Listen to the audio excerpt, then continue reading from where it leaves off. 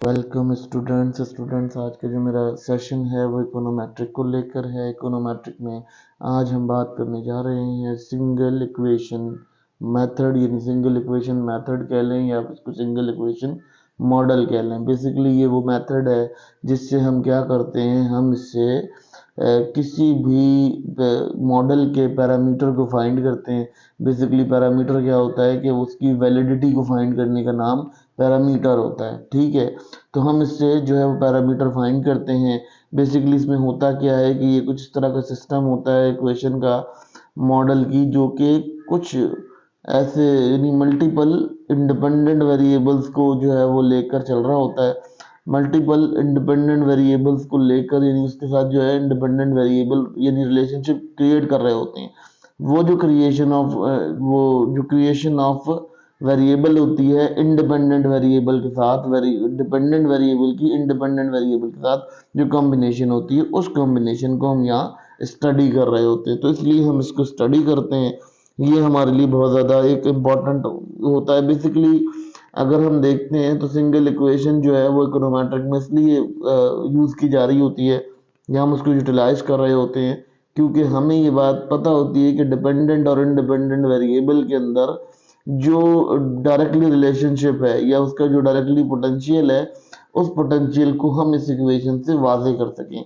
तो ये हमारी जो है वो बेसिकली कोशिश होती है सिंगल इक्वेशन मेथड के अंदर, यानी हम सिंगल इक्वेशन मेथड कह लें जैसे मॉडल कह लें। दो तरह के होते हैं, मॉडल भी होते हैं, मेथड भी होते हैं।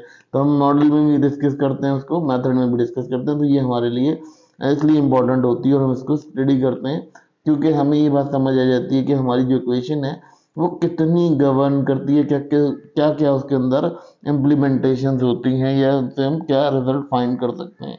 अब हम बात कर लेते हैं जी की aspects of single equation model के अंदर इसके क्या, मॉडल के क्या असरात होते हैं। अगर हम उसके असरात की बात करते हैं तो सबसे पहले हम बात करते हैं लीनियर रिग्रेशन एनालिसिस एनालिस्ट, यानी एनालिसिस कह सकते हैं हम इसे।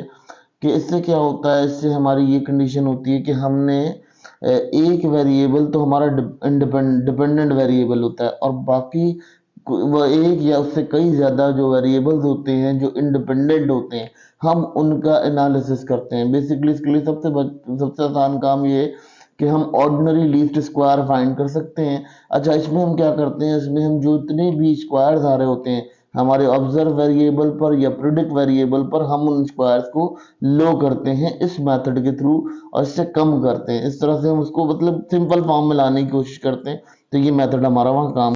अगर हम इसकी एस्टिमेशन यानी एजम्पशन से बात करते हैं तो ये अगर किसी एजम्पशन के अंदर बात करें तो इसकी क्या अज्यूम क्या किया हमने इसके अंदर, यानी इसकी की एस्पेक्ट हमें कहाँ अज्यूम करने को मिलते हैं। तो हमारा बेहतरीन जो अनबेस्ड एस्टिमेशन होता है, अनबेस्ड एस्टिमेशन जब हम आपको समझाएंगे तो आपको समझ में आएगा कि कहाँ कहाँ यूटिलाइज होता है मेथड। लेकिन बेसिकली ये टेक्निकल वो टर्म्स हैं जिनसे आपका जो सिस्टम है वो गवर्न करता है, यानी आप उससे अपने आप को कूप अप कर सकते हो, बूस्ट अप कर सकते हो। आपका जो लेवल ऑफ डिस्कशन है वो बढ़ सकता है। तो आपको समझाना इसलिए ज़रूरी है कि जब हम कोई अजम्पशन या कोई चीज़ बना रहे होते हैं, किसी मॉडल के अंदर कोई अजम्पशन प्रिपेयर कर रहे होते हैं, तो हम लाजमी तौर पे ओएलएस एस्टिमेटर का जो बेस्ट अनबेस्ड एस्टिमेटर है वो ये माना जाता है और उसको हम रखते हैं। क्योंकि उससे क्या होता है, उससे हमारा जो जो हमारी जो नेचर ऑफ मॉडल है वो डिस्क्राइब करने में आसानी हो जाती है और हम उसको डिस्क्राइब कर पाते हैं।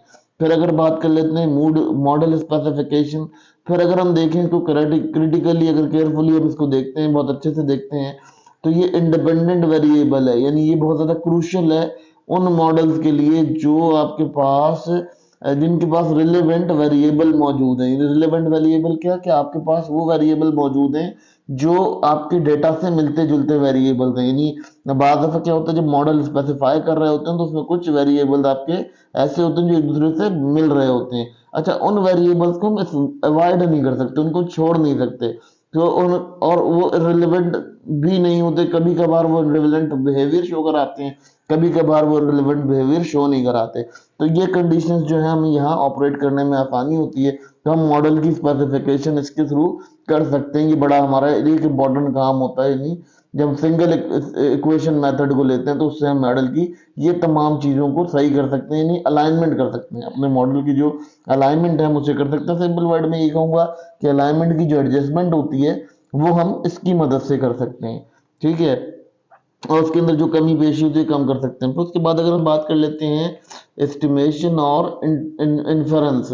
एस्टिमेशन और इन्फेरेंस क्या होती है कि इसमें आपके पास ये कंडीशन हो जाती है कि आपका जो मॉडल होता है वो बहुत ज़्यादा स्पेसिफाइड फॉर्म में होता है। उसके अंदर जो है आपके पास चेक करने के लिए आपको चाहिए होता है, आप ओएलएस के मेथड से उसे चेक करते हो कि ये जो हमारा मॉडल है ये किस तरह से काम करेगा, या इसका जो कोएफिशिएंट बिहेवियर होगा वो कैसा होगा। फिर उसके बाद अगर हम देख लेते हैं, ये हम इस तरह से भी देख सकते हैं कि हमें उसके मॉडल की तशरीह करने में और उसके हाइपोथेसिस जो उसका हमने उसका जो उसकी समरी निकाली हुई होती है उस समरी को वजह करने में हमें बहुत आसानी हो जाती है और हम आसानी से उसे वजह कर पाते हैं।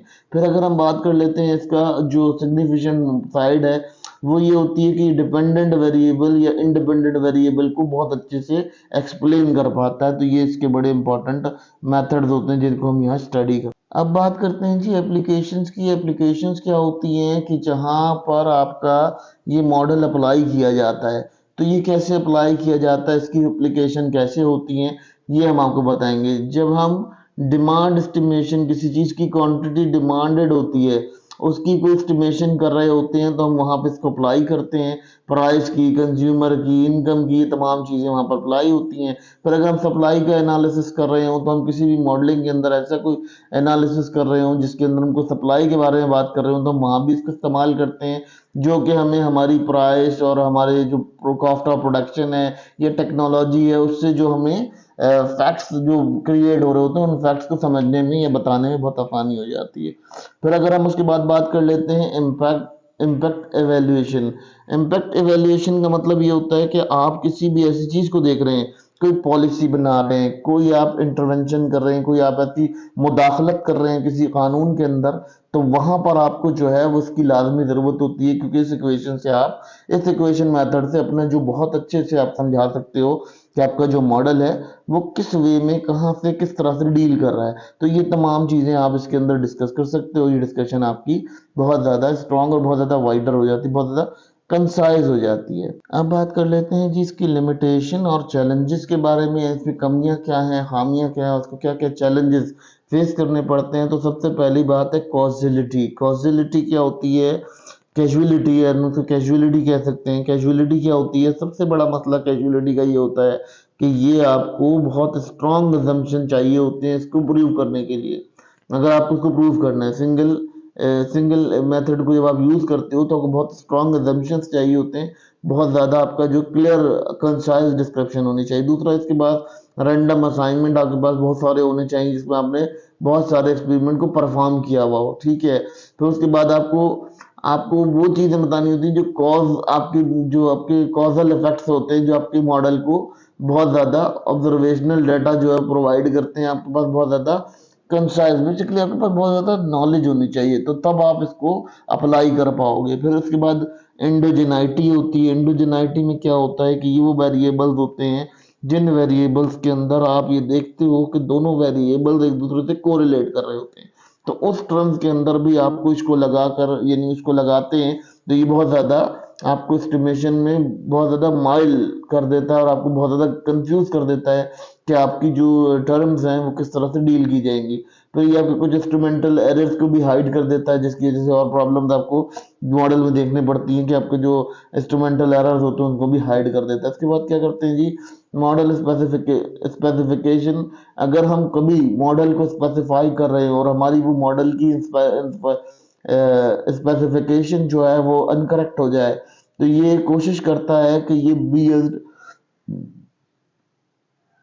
अगर जब हम कभी ये देख लेते हैं हमारा मॉडल में जो है वो मॉडल स्पेसिफिकेशन में, तो वहाँ क्या होता है हमारे पास इशू ये आ जाता है कि कभी कभार ये क्या करता है, ये एक वेरिएबल तो लाता ही लाता है लेकिन कुछ ऐसे वेरिएबल भी ले आता है जो इम्पोर्टेंट होते हैं, उनके साथ कुछ ऐसे वेरिएबल भी ले आता है जिन वेरिएबल का जो है वो हमारे डेटा से कोई काम नहीं होता या हमारे मॉडल से कोई काम नहीं होता। तो इसका जो है वो ये लिमिटेशंस हैं, ये इसकी लिमिटिंग पोजीशंस हैं, ठीक है। अगर हम उसके बाद बात कर लेते हैं, ये स्टूडेंट्स को इसलिए बताया जा रहा है कि इससे जो है वो इकोनोमेट्रिकल थ्योरीज बहुत ज़्यादा वास्ट होती है, बहुत ज़्यादा वाइडर होती हैं। इससे स्टूडेंट्स को क्लियर हो जाता है कि इकोनोमेट्री जो है वो बेसिकली ब्रांच क्या है, उसकी एक्सप्लेनेशन आपको समझ आती है, उसके जो अंदाज हैं वो समझने में आसानी हो जाती है। स्टूडेंट्स को इसलिए बताया जा रहा है ताकि स्टूडेंट्स जो हैं वो अपनी जो थिंकिंग है वो बहुत क्लियर रखें, क्योंकि इकोनोमेट्री जो है वो बहुत ज़्यादा